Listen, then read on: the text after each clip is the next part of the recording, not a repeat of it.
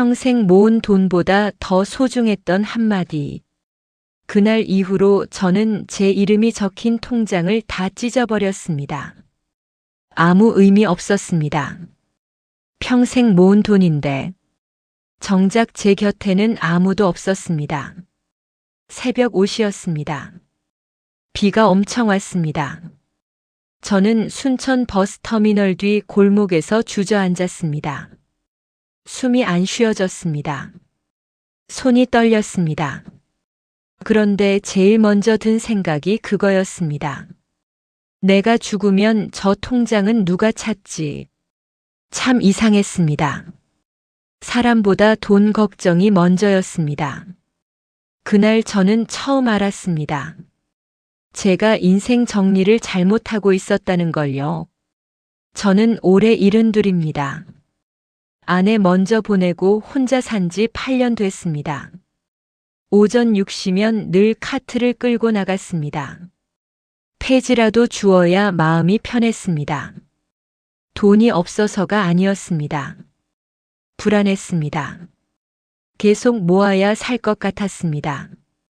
젊을 때 너무 가난했습니다. 겨울이면 연탄불 꺼질까 무서웠고 아이들 신발 밑창 떨어질까 겁났습니다. 그래서 저는 평생 돈만 붙잡고 살았습니다. 딸이 서운해할 정도로요. 아버지는 맨날 돈 얘기뿐이야. 그 말을 들었을 때도 저는 화부터 냈습니다. 돈 없으면 가족도 없다. 그게 제 인생이었습니다. 그렇게 믿고 살았습니다. 그런데 그 믿음이 무너지기 시작한 건 작년 추석이었습니다. 오후 7시, 딸이 손주 데리고 집에 왔습니다. 식탁에는 전 몇 조각과 잡채 조금이 전부였습니다. 저는 일부러 고기 안 샀습니다. 아깝다는 생각이 먼저 들었습니다.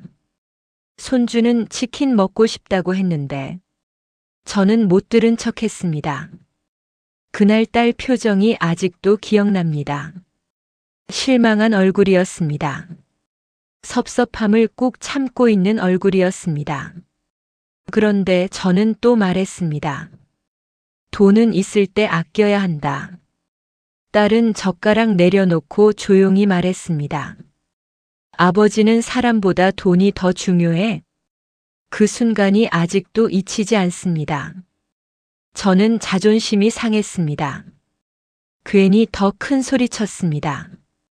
너희 힘들 때 누가 돈 대줬는데? 분위기가 얼어붙었습니다. 손주도 말이 없어졌습니다. 그런데 딸이 마지막에 했던 말이 제 가슴을 오래 찔렀습니다. 아버지, 우린 돈 달라는 게 아니야. 그 말을 듣고도 저는 이해 못했습니다. 아니, 이해하기 싫었습니다. 딸이 울면서 나갔습니다.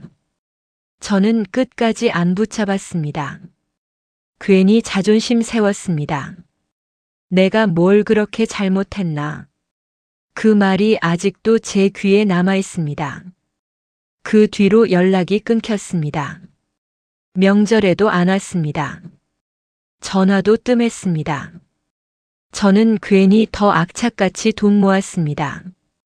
통장 정리하고, 보험 정리하고, 현금 위치 메모해두고, 벽장 깊숙이 봉투도 숨겨놨습니다. 그런데 이상했습니다. 돈은 늘어나는데 집은 점점 조용해졌습니다. 밤 10시만 되면 냉장고 소리만 들렸습니다. 혼자 밥 먹는 게 너무 싫었습니다. TV 웃음소리도 시끄럽게 느껴졌습니다. 저는 자꾸 생각했습니다. 내가 진짜 잘 살았나? 이게 맞나? 왜 아무도 안 오지? 돈 모으면 든든할 줄 알았는데 왜 더 허전하지? 그 생각이 계속 돌았습니다. 잠도 안 왔습니다. 괜히 통장만 열어봤습니다. 숫자는 그대로인데 제 마음은 점점 무너졌습니다. 솔직히 무서웠습니다. 혼자 죽을까 봐요. 며칠 뒤 새벽 시장 골목에서 폐지 묶다가 갑자기 숨이 막혔습니다. 비까지 와서 바닥이 미끄러웠습니다. 저는 그대로 주저앉았습니다. 주머니에는 병원비 아끼려고 사놓은 할인약만 있었습니다. 그때 처음으로 이런 생각이 들었습니다. 내가 지금 왜 이러고 있지? 이 돈 누구 주려고? 내가 왜 이렇게까지 아꼈지? 누구한테 인정받고 싶었던 거지? 나는 왜 행복한 척만 했지? 눈물이 갑자기 쏟아졌습니다. 창피했습니다. 지나가는 사람들 볼까봐 고개도 못 들었습니다. 그런데 더 서러웠던 건 전화할 사람이 바로 안 떠오른다는 거였습니다. 그게 사람을 가장 무너지게 하더군요. 결국 딸한테 전화했습니다. 10초 넘게 벨이 울렸습니다. 끊을까 했습니다.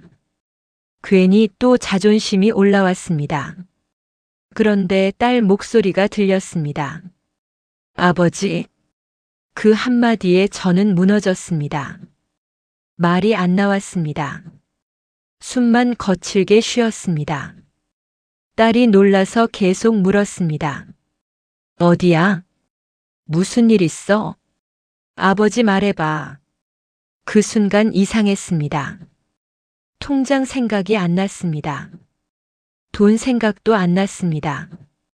그냥 그 목소리가 너무 반가웠습니다. 너무 따뜻했습니다. 딸은 비 오는 새벽에 바로 달려왔습니다. 운동화도 제대로 못 신고 왔는지 양말이 다 젖어 있었습니다. 그걸 보는 순간 제 마음이 완전히 무너졌습니다. 저는 괜히 또 말했습니다. 오지 말지 그랬냐? 그런데 딸이 울면서 말했습니다. 아버지 혼자 쓰러질까봐 무서웠어. 그 말이 제 인생을 뒤집었습니다. 아버지 혼자 쓰러질까봐 무서웠어. 그 말을 듣는데 숨이 턱 막혔습니다. 나는 평생 돈만 챙겼습니다. 그런데 딸은 제 목숨을 걱정하고 있었습니다. 그제야 제가 뭘 놓치고 살았는지 알았습니다. 병원 다녀온 뒤 딸이 제 집에 며칠 머물렀습니다. 냉장고를 열더니 한숨 쉬었습니다. 반찬은 김치뿐이고 유통기한 지난 두부가 있었습니다. 딸은 말없이 장을 봐왔습니다. 손주는 제 옆에 와서 귤을 까줬습니다. 할아버지 오래 살아.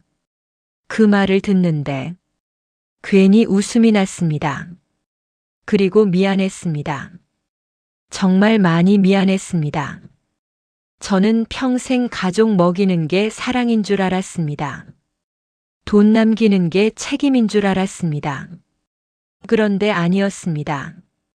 같이 밥 먹는 거, 전화 한 통 하는 거, 아프냐고 물어주는 거, 그게 가족이었습니다. 그 단순한 걸 저는 너무 늦게 알았습니다. 그날 밤 거실 불 끄고 혼자 앉아 있었습니다. 시계 소리만 들렸습니다. 저는 한참 통장을 바라봤습니다. 그리고 하나씩 꺼내 찢었습니다. 숨겨놨던 봉투도 정리했습니다. 이상하게 마음이 편했습니다. 처음이었습니다. 돈 정리하면서 마음이 편했던 건요. 저는 평생 모으기만 했습니다. 그게 가족을 위한 건 줄 알았습니다. 그런데 가족은 돈보다 제 시간을 원했습니다. 살아있어 달라는 말. 그 말 하나가 제 인생을 바꿨습니다. 며칠 전에는 딸 집에 갔습니다. 오후 6시. 작은 식탁에 김치찌개가 끓고 있었습니다. 손주가 제 옆에 붙어서 숙제 보여줬습니다. 딸은 밥 더 퍼주면서 말했습니다. 아버지 요즘 얼굴 좋아졌네. 그 말을 듣는데 괜히 눈물이 날 뻔했습니다. 저는 이제 압니다. 인생 정리는 통장 정리가 아니었습니다. 미안했던 사람 붙잡는 거였습니다. 고맙다고 말하는 거였습니다. 살아있는 동안 같이 밥 먹는 거였습니다. 저는 늦게 알았습니다. 그래도 다행입니다. 아직 사과할 시간이 남아 있어서요. 혹시 지금 괜히 자존심 때문에 연락 못하는 사람이 있다면 너무 늦기 전에 전화 한번 해보셨으면 합니다. 저처럼 평생 후회 남기지 마시고요. 오늘 이야기가 마음에 남으셨다면 좋아요와 댓글로 여러분 이야기 들려주시고 구독으로 함께 해주시면 큰 힘이 됩니다.